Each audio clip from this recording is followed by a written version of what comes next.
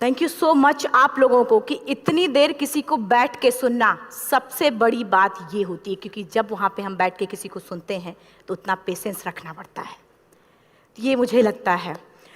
और एक्चुअली मैं 26 साल की हूँ। 2011 में चलती ट्रेन से मुझे कुछ बदमाशों ने, मैं वॉलीबॉल चैंपियन भी रह चुकी हूँ, 2011 में चलती ट्रेन से मुझे बदमाशों ने एक गोल्ड चेन पहनी थी, चलती ट्रेन से मुझे उठा के बाहर फेंक दिया था। लखनऊ से दिल्ली आ रही थी मैं। कंपार्टमेंट में बहुत सारे, जनरल कंपार्टमेंट था, बहुत सारे लोग थे, किसी ने मना नहीं किया। एक प्लेयर का जो स्पिरिट होता है वो अपने आप, जब कोई छीनने की कोशिश करता कुछ भी, वो देता नहीं है। तो मेरे में भी था, मैंने मना किया और उन्होंने मुझे चलती ट्रेन से, वो 4-5 थे, उन्होंने बाहर फेंका। दुर्भाग्य ये था कि उसी समय दूसरी ट्रैक से ट्रेन आई और मैं उस ट्रेन में टकराई, फिर नीचे गिरी, दोनों ट्रेनें निकल गईं। कुछ देर बाद मैंने हाथ को ऐसे रख के उठने की कोशिश किया तो देखा कि मेरा पैर कट चुका था। थाई को उठा के देखा, मेरा पैर ऐसे जीन्स में लटका हुआ था, ब्लड फोर्सफुली निकल रहा, दूसरे पैर की हड्डियाँ टूट टूट के बाहर निकल चुकी थी। पूरी रात मैं चिल्लाती रही ट्रैक पे, छोटे छोटे पत्थर होते ऐसे चिल्लाती रही कि कोई बचा ले, कोई नहीं आया बचाने। और जब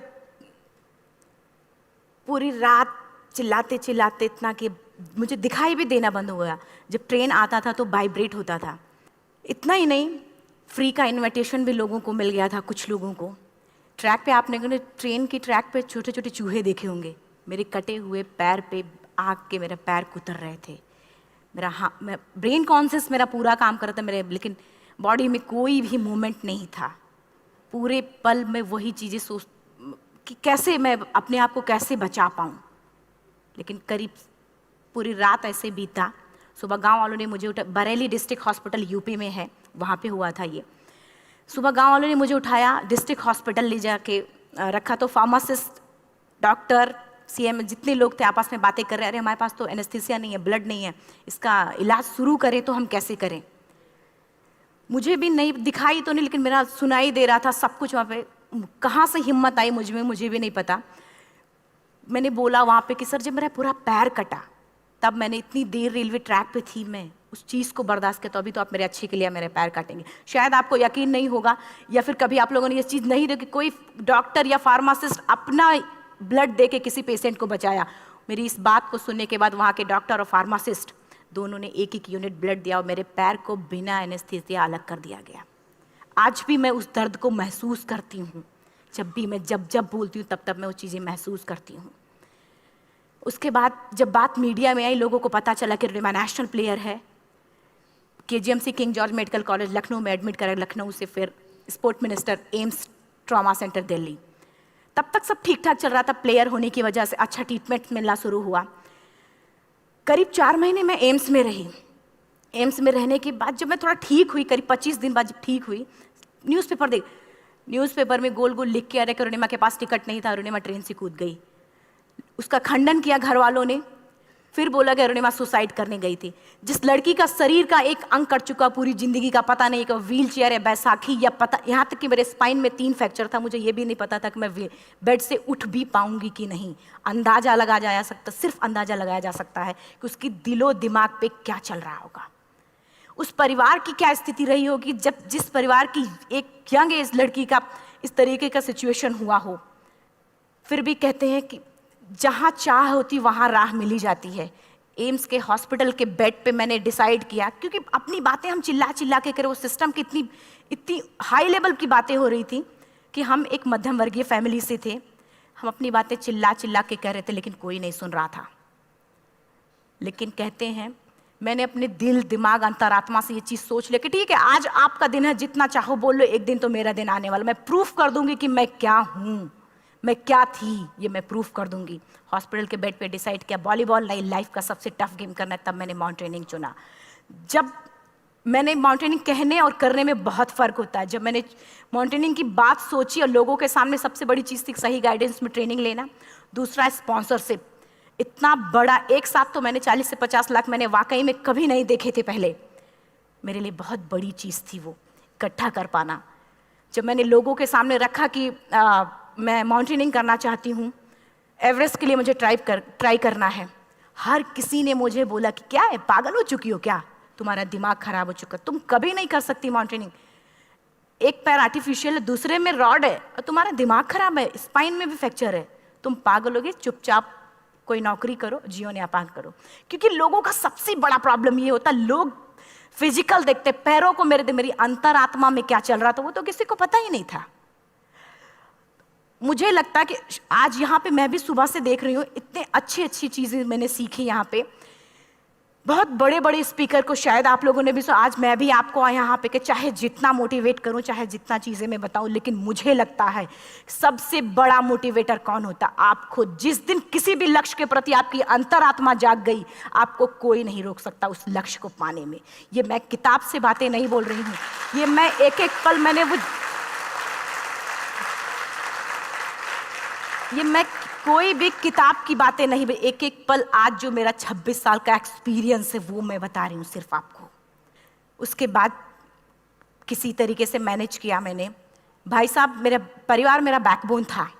परिवार ने मुझे, भाई साहब ने मुझे कहा कि मैडम बछेंद्री पाल जिन्होंने 1984 में एवरेस्ट समिट किया, उनसे मिलते हैं, वो जरूर कुछ ना कुछ करेंगे। हॉस्पिटल से निकलने के बाद मेरे राइट लेग में स्टिचेस लगी थी। मैंने डायरेक्टली घर जाने की बजाय, जब लोग ये सोचते हैं कि मुझे अपना जीवन यापन कैसे करना है, जब लोग ये सोचते हैं कि मुझे अपनी ज़िंदगी के मेरे दिमाग में सिर्फ 2 चीज़ें चल रही थी, मुझे इनका जवाब कैसे देना है और एवरेस्ट समिट कैसे करना है। फर्स्ट तुरंत गए बछेंद्री मैम के पास। जब मिले, मैम ने फर्स्ट टाइम जब मुझे देखा तो उन्होंने कहा, अरुणिमा, उनकी आंखों में आंसू आ गए। उन्होंने बोला, अरुणिमा, तूने ऐसी हालात में एवरेस्ट जैसे दुरूह पहाड़ के बारे में सोचा तो तूने अपने अंदर तो एवरेस्ट फतह कर लिया, अब तो सिर्फ लोगों के लिए। मेरे परिवार को छोड़ के बाहर की पहली ऐसी महिला थी जिन्होंने मुझ पे भरोसा किया था कि हाँ अरुणिमा, तुम कर सकती हो। मेरे लिए वही बहुत बड़ी चीज़ थी। प्लानिंग भी कर ली, मैम भी मिल गई, सब हो गया। लेकिन जब उतरते हैं फील्ड में तब पता चलता कि हम क्या हैं। रोड हेड से मैं पहुंच गई। मैडम ने कहा कि ठीक है, तुम्हारे कहने, तुम्हारे सोचने से कुछ नहीं होगा, अरुणिमा, प्रूफ करो कि कर सकती हो। मैंने कहा बस एक मौका चाहिए मुझे। वाकई में जब मैं माउंटेन में पहुंची, रोड हेड से बेस कैंप लोगों को 2 मिनट लगता था, मुझे 3-3 घंटे लगते थे, क्योंकि मेरे राइट लेग की हड्डियां भी नहीं जुड़ी थी। लेफ्ट मेरा आर्टिफिशियल लग चुका था, लेकिन स्टंप एकदम रेड, उसका मतलब घाव एकदम नए थे। मैं अगर पैर रखती थी तो मेरे पैर से जोर से अगर दबा देती तो पैर से मेरे ब्लड आने लगता था। सारे लोग नॉर्मल थे वहाँ पे। हर कोई ये बोलता कि एक पीक के लिए जाते थे तो हर कोई मुझे ये बोलता कि अरुणिमा, तुम धीरे धीरे आओ। मेरे दिमाग में हर बार यही बात चलती थी कि क्या है, मैंने एवरेस्ट का प्लान किया, मैं इनके बराबर भी नहीं चल पा रही हूँ। खुद से संकल्प लिया कि कोई बात नहीं, एक दिन ऐसा आएगा कि मैं इनसे पहले जाऊँगी। और आपको शायद यकीन ना हो, आने वाले 8 महीने बाद पूरा का पूरा वेट उठा के बेस कैंप से साथ निकलते और टॉप पे पहले पहुंचते। ऐसे करके देखते थे कि अरे ये लोग तो पीछे। खुशी होती थी। उससे भी ज़्यादा मुझे खुशी तब होना शुरू हुआ जब वो सारे लोग आके मुझसे ये पूछते, मैडम खाते क्या हो, बता दो।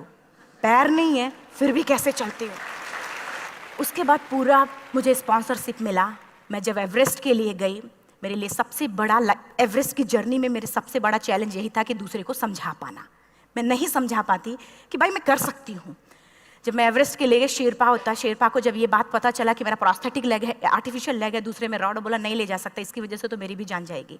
मैडम ने, हमने सबने कन्विंस किया किसी तरीके से। मन वाकई में जो टीवी में हम और उसमें फोटोज़ में देखते हैं, ब्लू और ग्रीन आइस, हिला देने वाला होता। जितना सुंदर दिखता उतना ही हिला देने वाला होता। जब मैं हमारे ग्रुप में 6 लोग थे, रॉकी एरिया तक मैं सबसे पहले थी, लेकिन जैसे ही मैं ग्रीन और ब्लू आइस में गई, मेरा आर्टिफिशियल लेग स्लिप कर जाता था। फ्रंट पॉइंटिंग से, जब मैं फ्रंट क्रैम्पोन से फ्रंट पॉइंटिंग मारती थी, लेफ्ट से पेन होता था तब भी करते, लेकिन आर्टिफिशियल जैसे फ्रंट पॉइंटिंग मूव हो जाता, मेरा पैर ही मूव हो जाता था। शेरपा मुझे बोला नहीं हो सकता अरुणिमा, जबरदस्ती मत करो। मैंने कहा कुछ नहीं, ये मेरा पैर है, मैं जानती हूँ कैसे चलेगा। फाइनली 1, 2 बार, 3 बार करने, 4 बार, 5 बार होल हो जाता था। आइस थोड़ा टूट के निकलता था तो मैं वहाँ पैर रख के जाती थी। कैंप 3 तक ठीक था, प्रॉपर एक्लेमेटाइज किया अपने आप। कैंप 3 तक जनरली गए। बात जब कैंप 3 के ऊपर की होती है, साउथ कोल समिट, अच्छे माउंटेनियर, अच्छे दिलेर के हौसले धरे के धरे तब रह जाते हैं जब अपनी आंखों के सामने किसी को मरता देखता है, और दिमाग में बात, जब जिसको डिसीजन मेकिंग, और जब दिमाग में बातें जब ये आने लगती हैं कि अरे जिस चीज़ के लिए हम जा रहे हैं उसी चीज़ के लिए आदमी मर रहा है, इसी चीज़ के लोग लिए मर चुके हैं। रात में क्लाइंबिंग, ज़्यादा से ज़्यादा माउंटेनिंग रात में की जाती है क्योंकि वेदर शांत होता है। जब मैं रात में निकली साउथ कोल से, कैंप 4 से, मेरी हेडलाइट जिधर ही हेडलाइट जा रही थी उधर ही डेड बॉडीज़ मुझे नज़र आ रही थी। मेरे रोंगटे खड़े हो रहे थे, मुझे समझ में नहीं आ रहा था कि मैं करूं तो क्या करूं। इतना ही नहीं, मैं जिस रोप में थी उसी रोप में जब मैं आगे जा रही हूं और एक बांग्लादेशी, उनका हाथ हल्का हल्का ऐसे हिल रहा, मुंह से आवाज आ रही थी। मैं एक्सप्लेन नहीं कर सकती मुझे कितना डर लग रहा था। बार बार ये बार बार मन में आती, इसका ऑक्सीजन खत्म हुआ है, ये मर चुका है लास्ट सिचुएशन में, और हम कुछ नहीं कर पा रहे हैं, क्या करें। उसके बाद मैंने 10 से 15 मिनट सिर्फ मैं वहाँ खड़ी रही। मैंने सिर्फ इतना बोला कि अगर आप सभी में से सभी ने एवरेस्ट सबमिट कर लिया तब तो ठीक है, अगर नहीं सबमिट किया है मैं सबके लिए एवरेस्ट सबमिट करूँगी और जिंदा वापस जाऊँगी। क्योंकि जैसा हम सोचते हैं हमारी बॉडी उसी तरीके से जनरेट करना शुरू करती है। मैंने डेड बॉडी, क्योंकि जा ही नहीं सकते थे किनारे से, उसी रोप में वो एंकर है, डेड बॉडी को लांगी और लांग के जाना शुरू किया। हिलेरी स्टेप साउथ समिट के करीब जब मैं खुद पहुंची, मेरे शेरपा ने एक जोर से झटका मुझे दिया कि अरुणिमा वापस चलो, तुम्हारा ऑक्सीजन खत्म हो रहा है। हिलेरी स्टेप के बाद एवरेस्ट समिट है, थोड़ा चलने के बाद एवरेस्ट समिट है। अगर कोई आपसे ये बोले, आप अपने टारगेट के इतने करीब हो, अगर कोई आपसे ये बोले कि अरुणिमा वापस चलो, कैसा लगता है? मैंने भी यही बोला, सर क्या बोल रहे हो आप, मैं नहीं जाऊंगी वापस।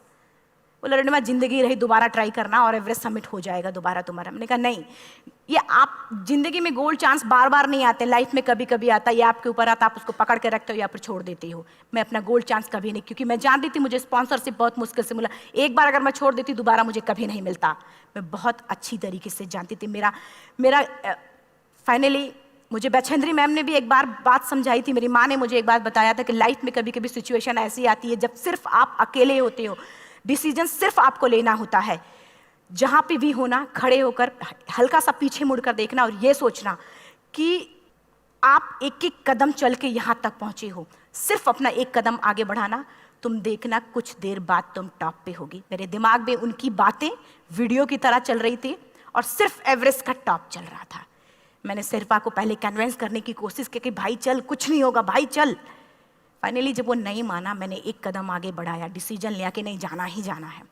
आगे बढ़े, करीब 1 से 1.5 घंटे बाद मैं टॉप पे थी। और इतना ही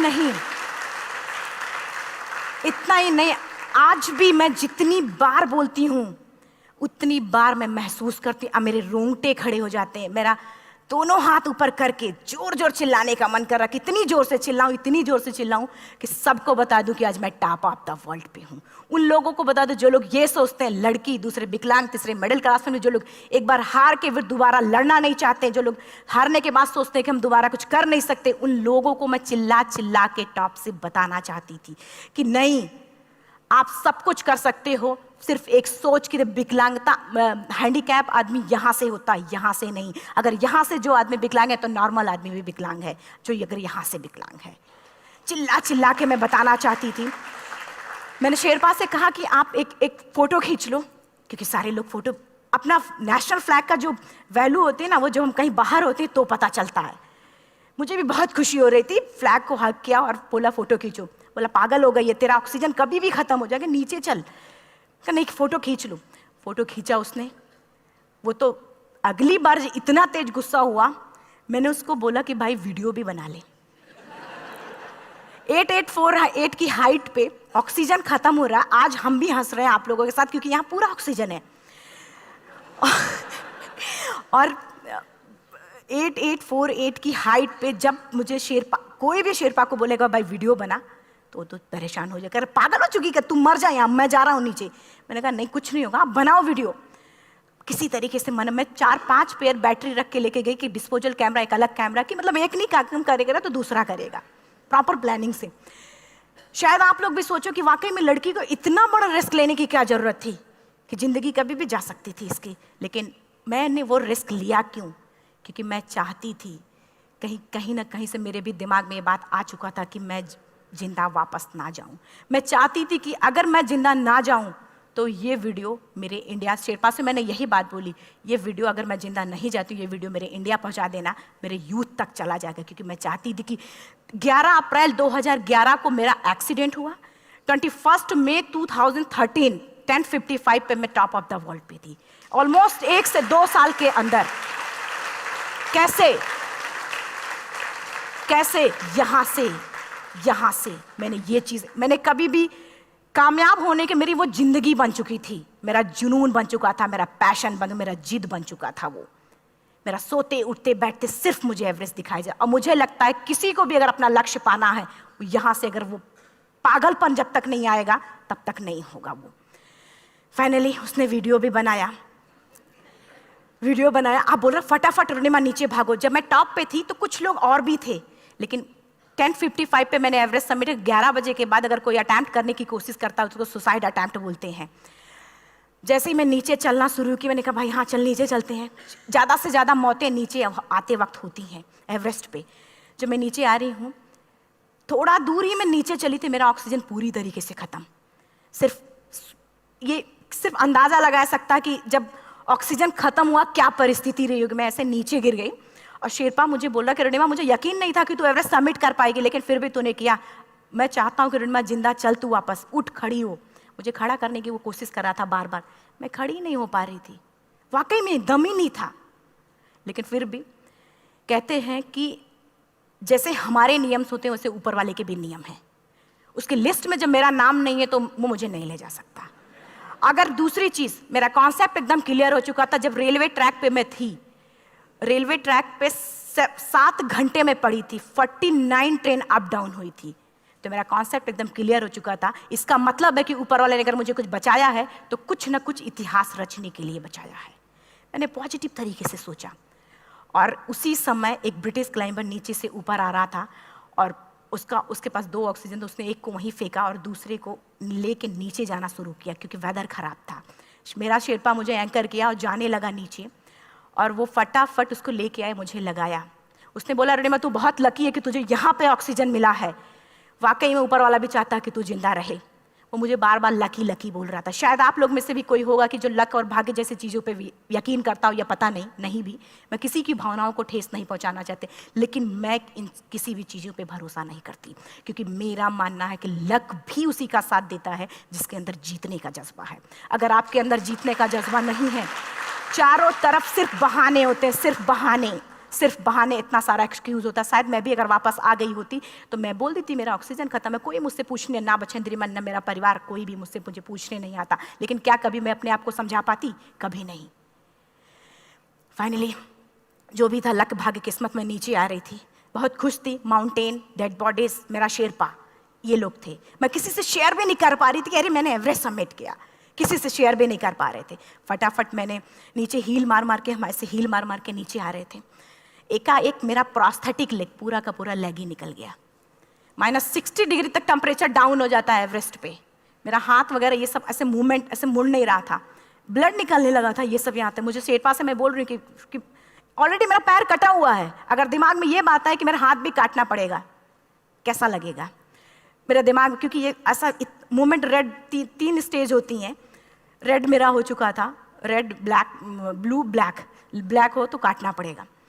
तो बार बार मैं बोल रही हूँ शेरपा से कि भाई हाथ मेरा कुछ हो रहा है, इसमें मूवमेंट नहीं हो रहा है, यहाँ सबसे ब्लड हो रहा। बोला रोनिमा कुछ नहीं, जितना नीचे जाएंगे उतना अच्छा होगा।